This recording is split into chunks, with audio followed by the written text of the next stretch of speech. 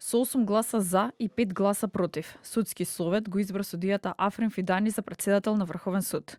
А председателката на судот до февруари годинава Беса Адеми, која конкурираше за повторен мандат, доби 2 гласа за и 11 против.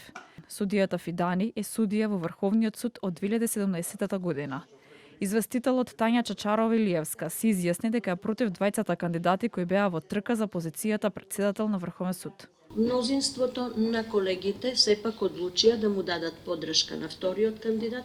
Му честитам и искрено би сакала да ме демантира во мојот став, не заради друго, заради една единствена цел, зашто тоа би било добро за македонското судство, тоа би било добро за граѓаните. Додека пак членката Весна Дамева со свој спротивен став. Стекнав впечаток дека ни двајцата кандидати не се добри. Врз основа на спроведеното интервју. Не можам да се согласам, колеги, со тоа. Затоа што тоа се долгогодишни суди кои што и текако имаат своји одредени ставови по одредени состојби. Сега начинот на кој ќе го презентираат, можеби нас не ни се допаѓа. Затоа што и ние како функционери, како носители на јавни функции, не секогаш го кажуваме она што сакаме да го кажеме и се воздржуваме.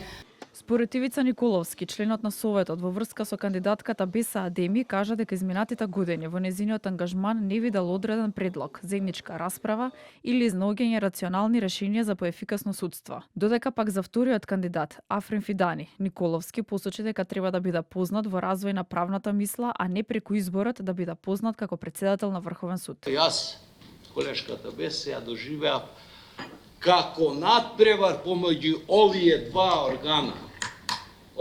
органи, како надпревар. Кој е Врховниот суд, тој е Судскиот совет. А кои се резултатите? Јас лично сметам дека овој надпревар не даде придонес. Можем да дадем или да гласам за судија кој треба да биде председател на Врховен суд, а во овој дел, во развојот на правната мисла, во развојот на стратегиите, нигде не е присутен. Председателот на Кривичен суд Скопје пак, Иван Џолев, е избран за судија на Скопска апелација.